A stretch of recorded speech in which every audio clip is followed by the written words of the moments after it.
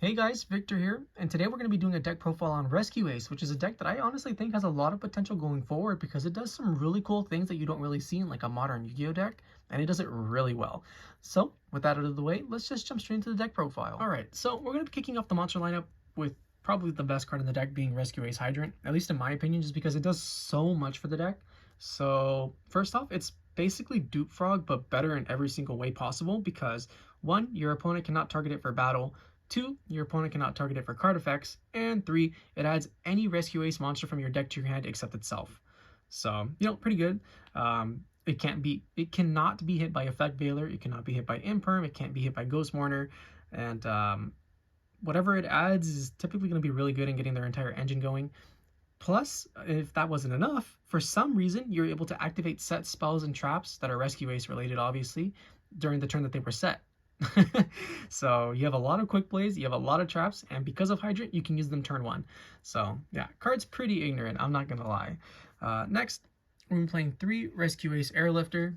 This card's pretty cool. So when it's normal or special summoned, you can search for 1 Rescue Ace spell trap or just 1 Rescue Ace spell card and add it to your hand, which is, it's fine. It's a good normal summon. But its second effect is when your opponent controls a monster and activates their effect, you can tribute this card from your hand or field. So if you're going second, it's a fantastic way to be able to deal with your opponent's pressure. Yeah. And then you tribute it, and then you special summon 1 Rescue Ace monster except himself from your hand. So it's all right. You typically don't want to rely on this one. The one that you do want to use is Rescue Ace Impulse. So Impulse is crazy because while it's a normal effect, being like you can choose 1 effect monster on the field with the highest attack and it can't be used, and its effects cannot be used for like the rest of this turn, so like they can't activate it or anything. That effect's pretty meh because it's only during your turn, it's only during the main phase, and it's not a quick effect. So the real benefit from this is that, much like Airlifter, when your opponent activates a monster's effect on the field, you can tribute this card from your hand or field, and you can special summon 1 Rescue Ace monster from your deck. So that includes like all the big boss monsters that this deck controls and the ones that help get your engine going, and that's yeah, things that this deck can accomplish get out of hand very fast for pretty much just no effort. So yeah, this deck's really cool in that way. Then we're going to be playing 2 Rescue Ace Turbulence. This is probably one of the main methods or one of the main cards that you're going to be summoning off of your Rescue Ace Impulse, because what it does is once you get this onto the field, once during your turn, you can set up to 4 Rescue Ace spells and traps directly from your deck face down. So you combine that with cards like your Hydrant, which means you can pretty much use your traps turn 1 or your quick plays turn 1, depending on what the situation calls for. And if that wasn't enough, it also, if a card you control leaves the field because of an opponent's card effect, you can target 1 card on the field and destroy it. So they just gave it like a random pop for some reason. Next, we have 2 Rescue Ace Preventer. This card, another decent boss monster. However, what it does is it's just a quick play Book of Moon, which is always solid in this format because a lot of the times a Book of Moon can just straight up just end your opponent's turn, especially if you're playing against such a deck such as Kashtira, for example, where they rely on having face-up monsters in order to actually get their game plan off. But and honestly, this deck has a really solid Kashtira matchup, if now that I'm thinking about it, just because there's so many cards that this deck just does not care about, like a Rise Heart, like Dimension Shifter, or things of that nature, just because it doesn't really rely on the grave, and even if our stuff gets banished, we have methods to get it back.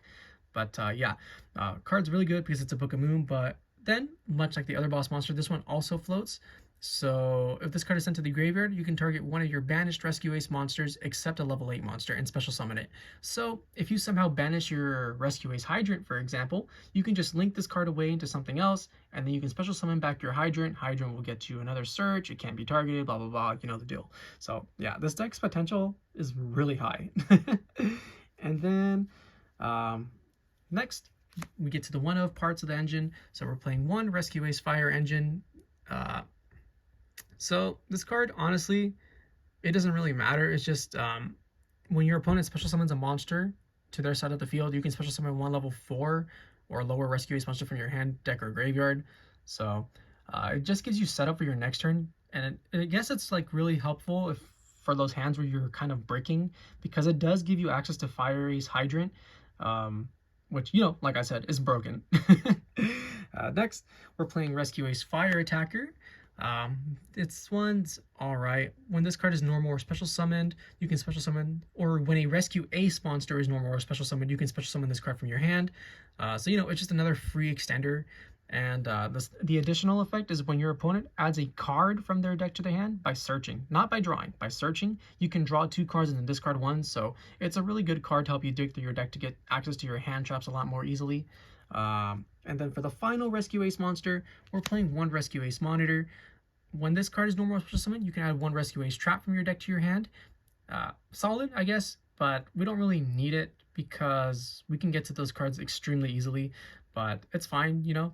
And then when your opponent activates a monster effect on the field, you contribute this card from your hand to target 1 Rescue Ace monster in your graveyard and then special summon it. So, you know, it's free recursion, but it's not that great.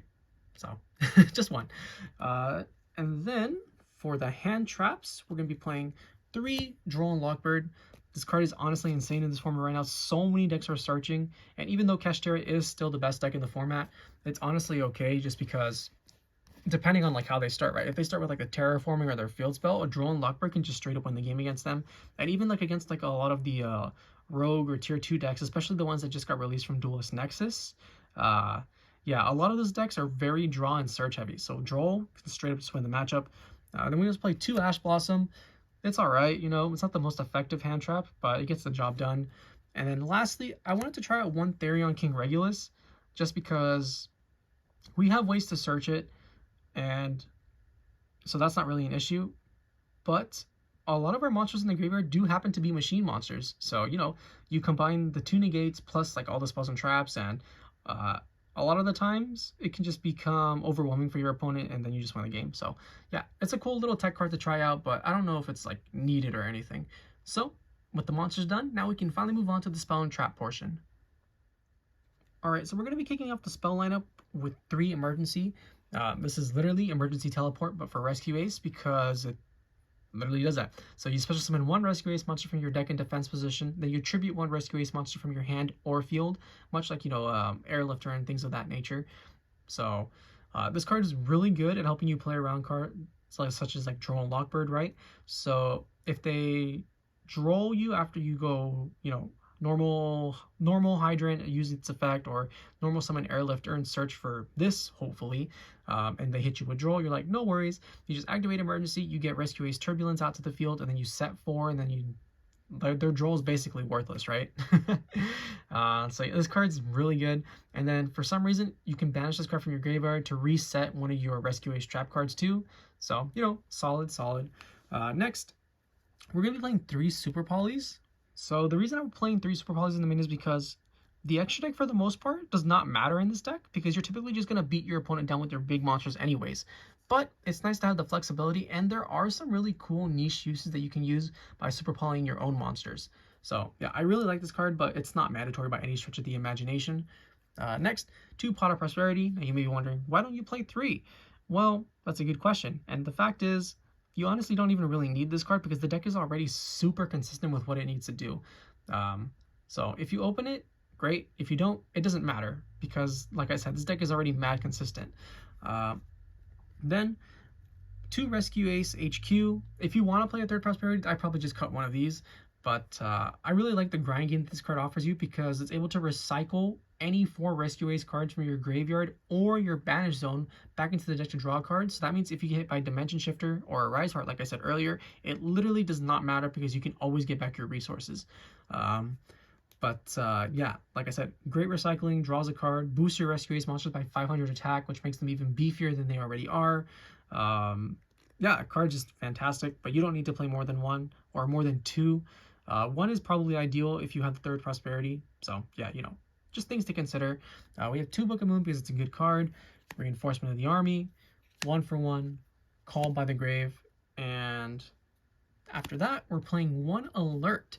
So this card honestly isn't all that great, but because what it does is you can target 1 Rescue Ace monster in your graveyard and add it to your hand, right? However, if you have Rescue Ace Hydrant, you can add a Rescue Ace monster from your deck to your hand instead. So, you know, It's a really cool card. It doesn't really come up all that often. Typically, you just want to use your emergencies. Or this next one being Rescue, which is target one Rescue Ace monster in your graveyard. Or if you control one Rescue Ace Hydrant, you can target one monster in your opponent's graveyard instead. And this is like the Reborn effect instead. So this card definitely better than this one in some cases, just because it gets you a free summon already, so you don't have to like banish your resources even more and things of that nature. But they're honestly not the greatest, which is why we'll only play one of each. And then for the traps, we'll be playing the one Reinforce. So what this card does is you target one Rescue Ace monster you control, and that monster gains 1500 attack and defense, and then it becomes unaffected by your opponent's monster effects. Yeah. And then the next time it will be destroyed by your opponent's monster, or the next time it will be destroyed by battle, it is not destroyed. So it just makes your monsters even beefier. It makes it incredibly difficult for them to deal with it because your monster effects are literally worthless against it. And yeah, it's just a really good card to go for game. You can do damage step shenanigans with it, which, you know, a lot of decks don't really have available to them nowadays. And as far as like the graveyard effect goes, you can banish this card from your graveyard, target one Rescue Ace spell in your graveyard, set that card. So you can set, you know, your rescues, your alerts, or your emergencies, whichever one fits the situation. Next, we're playing Extinguish. So this one requires you to have a Rescue Ace monster on the field. And what it does is you can target one effect monster your opponent controls, destroy it. Then, if you currently control Rescue Ace Hydrant, your opponent cannot activate the effects of that destroyed monster or monsters with the same original name this turn. This is really good at helping you deal with cards that float. So let's take Turbulence for example, right? If you're playing against Turbulence, you can use Extinguish on Kaleido Heart. So you'll destroy the Kaleido Heart. The Kaleido Heart will not be able to activate its effects to come back, which means you're not going to be able to mill cards either. And it's honestly really huge because a lot of the times they don't have a method to get back the Kaleido Heart outside of, you know, the Ishizu Shufflers. And you can just apply that to a lot of other decks too. You know, Bestial's running everywhere. Druisworm, you pop that with this, it won't be able to send a card that was special summoned. There's just a lot of really niche monsters or moments where it will pop up against certain decks. But even without that, you know, just having a generic pop is solid. And then for the final trap, we're playing one Contain. So this one also needs you to control a face-up Rescue Ace monster. So, and what it does is you can target one effect monster your opponent controls this turn. That effect monster cannot attack. Also, its effects are negated. So, you know, just like a breakthrough skill, or I guess a better analogy would be like a Fiendish Chain. But it's all right. And then in addition to that, they can't do anything with it either. So they can't synchro, they can't exease, they can't link, they can't fusion, they can't do anything with that monster. It's just basically a brick clogging their field. And with that, that's the spell and trap lineup. And now we can finally move on to the extra deck portion. So as mentioned previously in the deck profile, the extra deck honestly doesn't matter, but not like in an unimportant way, in that you can customize it to fit your needs however you see fit, because it's so malleable, since you basically have 15 free extra deck slots to fit whatever you want. The only ones that I feel like are really mandatory are probably the Super Poly targets, because I'm playing Super Poly. So, you know, you got the Starving Venom, the Mud Dragons, the Dragostopelias, and the Garuras.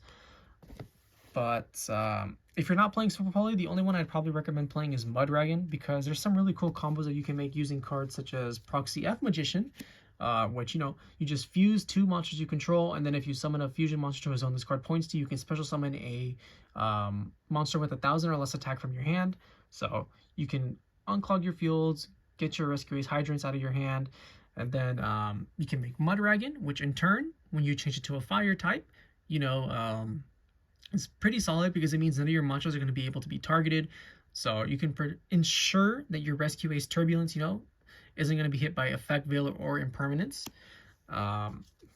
This card's pretty cool. Puzzlomino, the drop-in deleter. It basically offers you like level modulation. So you can make anything between I believe a level 1 to 8. So, you know, this deck has a lot of different levels, so you can, you know, mix and match and play some really cool Xyz monsters. But for this situation, we're actually playing Spriggan's Merrymaker. But the effect doesn't matter, because what we're going to make is Gigantic Champion Sargass, and this is going to be our main method to actually search out our Therion Regulus. So you just take your Airlifter, and then you alter something else with Puzzlomino to make it a level 4, overlay into this guy, make this one, search that, have your 2 negates. But you don't have to do that. This is just like a flex tech, honestly. Like I said, this extra deck is super malleable, so you can pretty much do whatever you want and you'll still be able to play fine. Then for the final Xyz, Zeus. Zeus is Zeus. If you're playing Xyz monsters, you should probably be playing Zeus in most situations. And for the rest of the extra deck, doesn't matter. Play whatever you want. You have a lot of options. You can play Link Karibo to link off your Hydrants. Then you can go with Link Karibo to make Dark the Gloomy Charmer, to steal like an opponent's Bistro out of their graveyard, or some other big threatening monster. You can play the Fire Charmer Hida, steal your opponent's Ash Blossoms, make an easy rank 3 or link 3 play into something like Nightmare Unicorn. You can play Access Code if you really want, I guess. Like the potential for this extra deck is honestly just limitless. So, play whatever you feel like. And with that, that's the Rescue Ace deck profile. I hope you guys enjoyed it. If you did, please feel free to like, comment, subscribe, and I'll catch you guys next time. See ya!